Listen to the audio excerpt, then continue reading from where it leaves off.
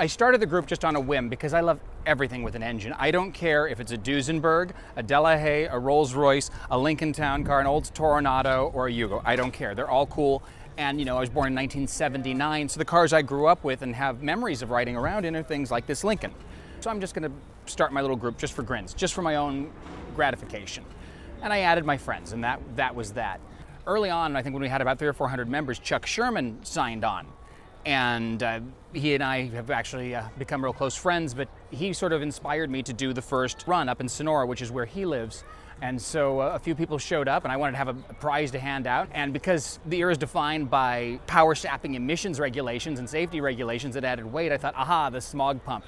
I mounted it to a plinth, I spray painted it gold, and that is where the first golden smog pump came from. I needed an award, and I have a warped sense of humor. And that's how that all came to be. What's special about these cars, in my opinion, I've been in the old car hobby since I was a teenager, which is almost 50 years ago now. And, God, has it been that long? Anyway, people lust after classics and exotics and cars that are different, and they're expensive. But the average Joe doesn't have a lot of money, but he still appreciates an older car. And you can get into a car like this for less than $2,000, spend a little bit of money on it, and have a car that's reliable enough to be a daily driver, and have a collectible that isn't going to depreciate.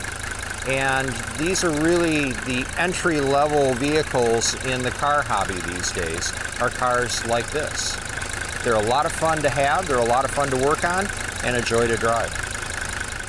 The Malaise years, 1972 through 1995. That's how we describe them within the Malaise Motors group. And I hasten to add, this is not a cut in stone definition. It's just a definition that we use, and there's a reason why. In 1972, legislation went into effect regarding emissions, and compression ratios were dropped across the board for domestic manufacturers, and that resulted in a big loss in horsepower. Later, in I think 75, they came out with catalytic converters, and as time went on, we got more and more emissions equipment on cars, and safety regulations happened too. You had to have reinforced doors, 5-mile-an-hour bumpers, and so on and so forth. So that's where the malaise set in, because the performance kind of diminished. We extended all the way to 1995 because so much of the technology that was developed to comply with these regulations lived for quite a long time. And in 1995, OBD2 was kind of enacted across the board. Some European manufacturers, I don't think, had it yet, but in domestic manufacturers, Japanese manufacturers all used OBD2 by 1995 or 96. And that kind of ushered in the modern era of engine diagnostics and technology. So that's why we chose that as a cutoff date. So we have kind of sound engineering reasons for having a 1972 through 1995 time spread. It also gives a great arc. You know, we have sort of the end of the 60s all the way to the beginning of the modern era. You have a real, again, an arc. The height of the era was definitely the late 70s, when you had things, again, like the big Lincoln over there with a 400 cubic inch engine. I don't think it was making 145 horsepower. But again, it's a beautiful car and it's fun to cruise around in. We don't necessarily care about going fast. Let's hear a round of applause for Malaise Daze. All right. I wanted to say something first. We worked really hard over the last year to create an environment where people can enjoy cars for what they are. They may not be the most popular cars, they might not be the fastest. Lord knows they're not the fastest. But they have style, they have panache, they have character, they're different. Nowadays we have appliance cars, they're disposable. They don't have the character that these cars have. And what's really interesting about this group, and what I love about you guys, absolutely love it, is that we're non-judgmental. We look at the car, we appreciate the car for what it is. Good, bad, indifferent, you know. It's horrible. Oh yeah, we're okay with horrible. Horrible's good. Horrible's good. Wonderful. So we've got a gentleman here. What is your name? Richard.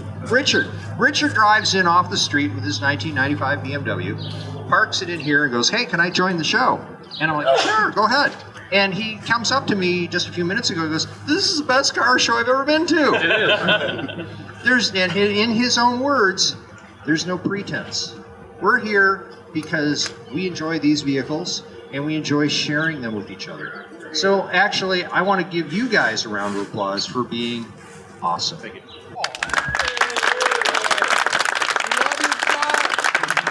Now, without further ado, But I like a do.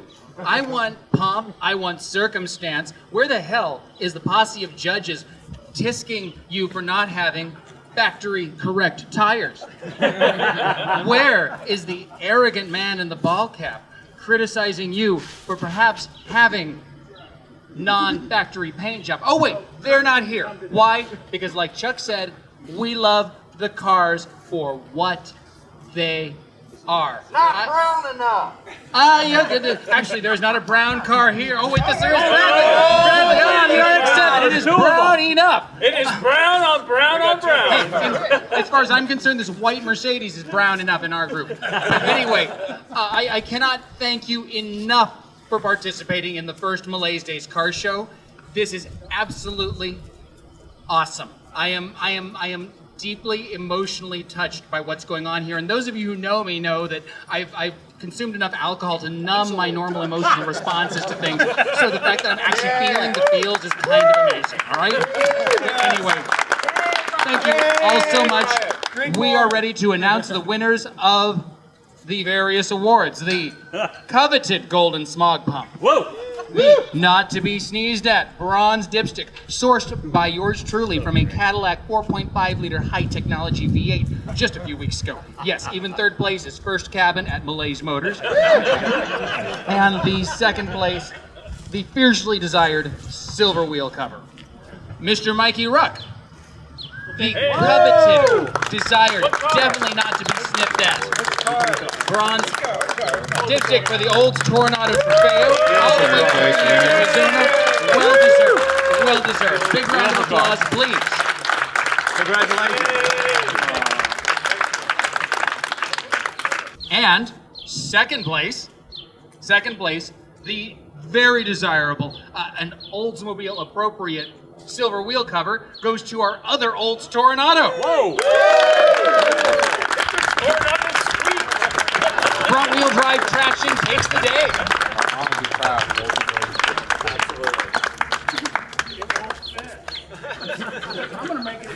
Good day, folks. All right, The golden smog. the Golden Smog Pump. The Coveted Golden Smog Pump. It weighs more than a modern Honda. It draws more horsepower than Christian's Volkswagen produced. Yes, but it was necessary in the name of emissions compliance. The smog pump, the coveted Golden Smog Pump at Malaise Daze goes to Chris Green and his eponymous Monte Carlo. It's pretty well equipped, to show you all the different options. So it's a Landau model, which is an optional model. So it has a deluxe interior. It's got the lime green metallic paint. It has a white vinyl deluxe interior with the green Compaticolor, which is the lime green dashboard, carpets, seat belts, and all that stuff. And let's see, it has the factory 8-track AM/FM stereo. It has factory air conditioning, of course, which is an option. Power windows, power door locks, power trunk release, tilt wheel, has the giant fuel economy gauge, which is also an option on the dash.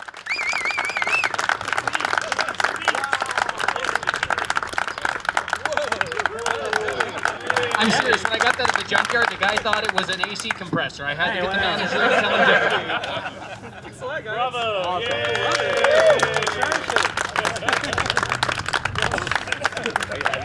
Let's do liming. All right, We'll do liming. and now, admin's choice, Topher Pelly and the 79 Lincoln. Did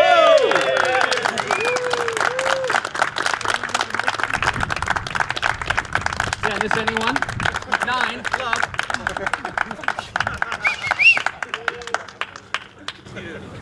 Best award ceremony ever.